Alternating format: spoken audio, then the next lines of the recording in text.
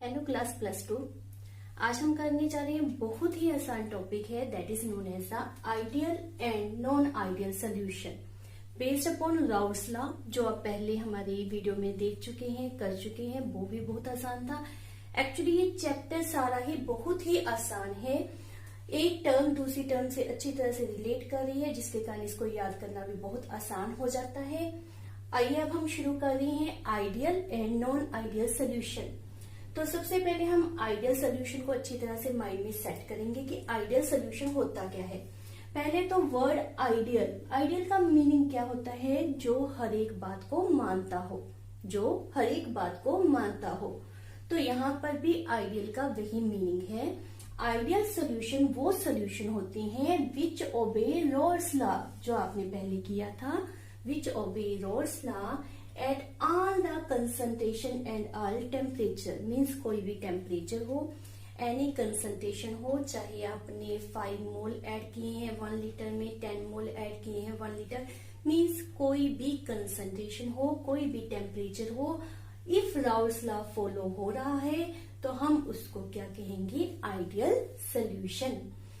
Secondly हमारे पास refer किया गया है कि सोल्यूशन इस तरह के क्यों बनते हैं।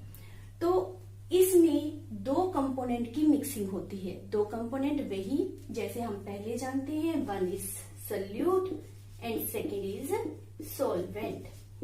तो ये दो जो कंपोनेंट हैं ये एक दूसरे के जैसे ही होने चाहिए। मीन्स इनका साइज, इनके अंदर जो मॉलिक्यूलर फोर्स ऑफ अट्रैक्शन है, इनका स्ट्रक्चर है, अप्रोक्सीमेट एक जैसा होना चाहिए। लेट्स सपोज जैसे हम पहले से ले रही हैं सॉल्वेंट को ए, सोल्यूट को बी।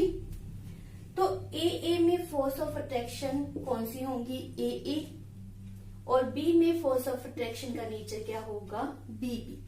अब इन दोनों को हमने मिक्स कर दिया तो हमारे पास जो सोल्यूशन बना उसमें फोर्स ऑफ अट्रैक्शन किस तरह की होंगी? Obviously A with B.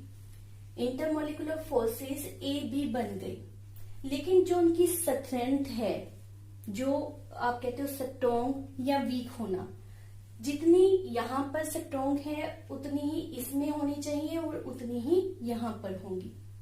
अगर तीनों में approximate same intermolecular force of attraction आपको मिल रही है तो हमारे पास जो सोल्यूशन बनेगा डेफिनेटली वो कौन सा होगा? आइडियल। इसके हम एक एग्जांपल ले लेते हैं। लेट्स सपोज जो आपने सोल्यूट लिया है उसका जो एग्जांपल ले रहे हैं हम वो बेंजीन ले लेते हैं। वेल नोन है बेंजीन C6H6, कोवलेंट बॉन्डिंग इसमें होती है। उसको हम टोलीन में मिक्स कर देते हैं। टोलीन भी आपको याद ही होगा, +1 में आप ऑर्गेनिक में सारा इसको कवर कर चुके हो। That is CH3 C6H5। दोनों में सिर्फ CH2 का डिफरेंस है, दोनों में कोवलेंट फोर्सेस लाई करते हैं। जब इन दोनों को मिक्स करेंगे तो यहाँ पर C6H6 और ये टोलीन के बीच में इंटरमोलिकुलर फोर्सेस अराइज होंगी, लेकिन उसकी जो स्ट्रेंथ होगी वो इन दोनों के बराबर होगी। बेंजीन विद बेंजीन, टोलीन विद टोलीन, जो फोर्स ऑफ अट्रैक्शन है वही आपको बेंजीन विद टोलीन मिलेगी। तो अगर सोल्यूशन में इंटरमोलिकुलर फोर्सेस का जो नेचर है वो सोल्यूट और सॉल्वेंट से डिफरेंट नहीं हुआ, अप्रोक्सीमेट वैसा ही है, स्ट्रक्चर सेम है, आप देख लीजिए उनके स्ट्रक्चर अप्रोक्सीमेट सेम है, मॉलिक्यूलर साइज सेम है, तो हम उन्हें क्या कहेंगे? Ideal solution. अब वही टर्म आ गई, अगर ये राउल्स लॉ को मान रहा है तो पी ए, इसमें पार्शियल प्रेशर ऑफ कंपोनेंट ए कितना होगा? That is P0A XA। PB कितना होगा? P0B XB। तो P टोटल ऑब्वियस है इन दोनों को ऐड अप करके, क्योंकि बाइनरी सोल्यूशन है, सिर्फ दो ही कंपोनेंट है, तो टोटल प्रेशर क्या होगा? इन दोनों को ऐड करके, बिल्कुल सिंपल। तो ये हमारे पास एक्सप्रेशन बन जाएगा। नेक्स्ट हमारे पास रेफर क्या कर रहे हैं? Heat change on mixing should be 0। अब जब कोई न्यू फोर्स अराइज नहीं हुई, पहले वाली कोई फोर्स जो है वो कोई चेंज आया ही नहीं, उनकी स्ट्रेंथ वैसे ही रही, ब्रेक हो रही है, फोर्सेस फॉर्म हो रही है, लेकिन स्ट्रेंथ तो सेम ही रह रही है। जितनी ब्रेकिंग में एनर्जी चाहिए रिलीज हुई, चाहिए उतनी ही फॉर्मेशन के दौरान रिलीज हो रही है, तो दोनों अप्रोक्सीमेट सेम रही, कैंसिल आउट। तो यहाँ पर डेल्टा एच ऑफ मिक्सिंग क्या होगा, 0। क्लियर हो रहा है कि यहाँ पर बॉन्ड जो था वो ब्रेकअप हुआ, यहाँ पर ब्रेकअप हुआ, ड्यूरिंग दैट एनर्जी मान लेते हैं चाहिए थी, यहाँ पर फॉर्म हुआ, ड्यूरिंग दिस रिलीज होगी।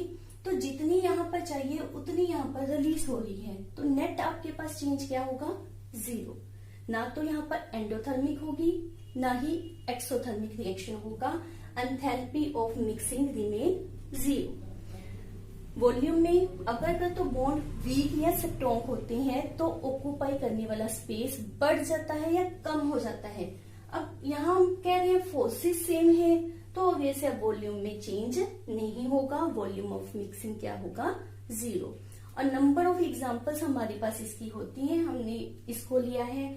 आप लेट्स सपोज हेक्सेन आप जानते ही हो, hexane C6H12 and hexane C6H14 C7H16 hexane and heptane, इन दोनों का एग्जांपल ले सकते हो।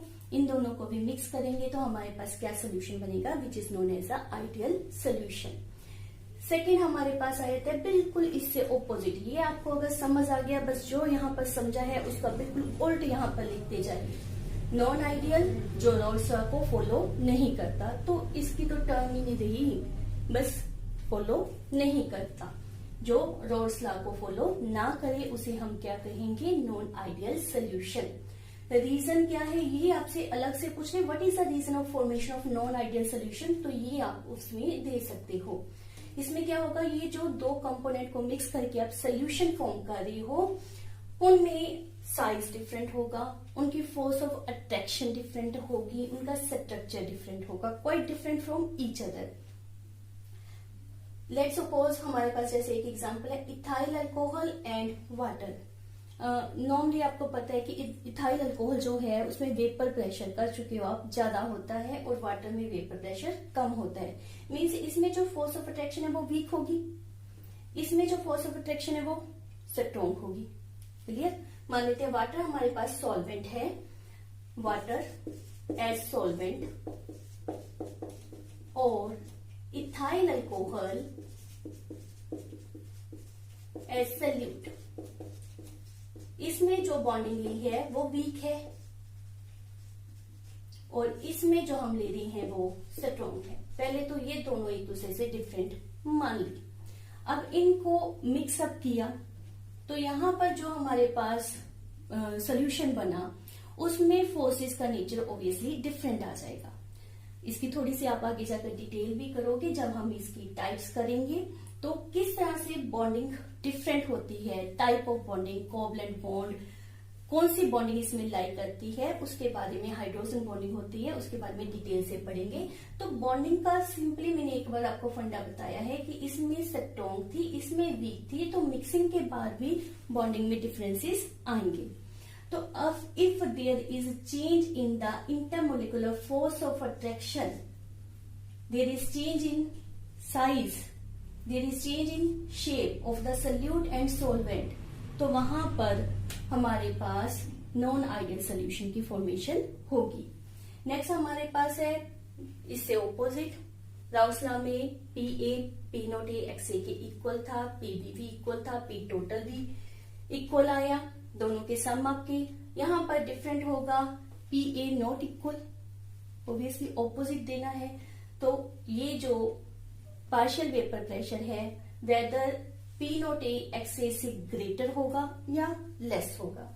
इसी प्रकार पीबी का, इसी प्रकार पी टोटल का, they are not equal to this या फिर this one. Delta V of mixing, अब force of attraction weak strong हो रही है तो स्पेस जो ऑक्यूपाई होगा वो भी चेंज होगा। तो delta V of mixing is not equal to 0, may be greater than 0, may be lesser than 0। Delta H of mixing भी 0 के इक्वल नहीं होगा। रिएक्शन वेदर एंडोथर्मिक होगा या फिर एक्सोथर्मिक होगा। Example ethyl alcohol and water की मैंने आपको अभी क्लियर ही की है। इसी तरह से एसेटोन जो आपको पता है नेल रिमूवर्स में ऐड किया जाता है, तो एसेटोन एंड इथाइल अल्कोहल किसी को भी आप यहाँ पर सॉल्वेंट सोल्यूट सपोज कर लीजिए, तो इन दोनों की फोर्स ऑफ अट्रैक्शन डिफरेंट होती है। सोल्यूशन में जो बनेंगी न्यू फोर्स ऑफ अट्रैक्शन वो भी डिफरेंट होंगी, जिसके कारण नॉन आइडियल सोल्यूशन फॉर्म होगा। तो यहाँ पर मेन रीजन आप माइंड में रखोगे कि डिपेंडेंसी किसके ऊपर है, इंटरमोलिकुलर फोर्स ऑफ अट्रैक्शन के ऊपर। होपफुली आपको यह अच्छी तरह से समझ आया होगा। इससे नेक्स्ट हम अपनी अगली वीडियो में करेंगे कि नॉन आइडियल सोल्यूशन की कितनी टाइप्स होती हैं, क्या उनमें डिफरेंसेस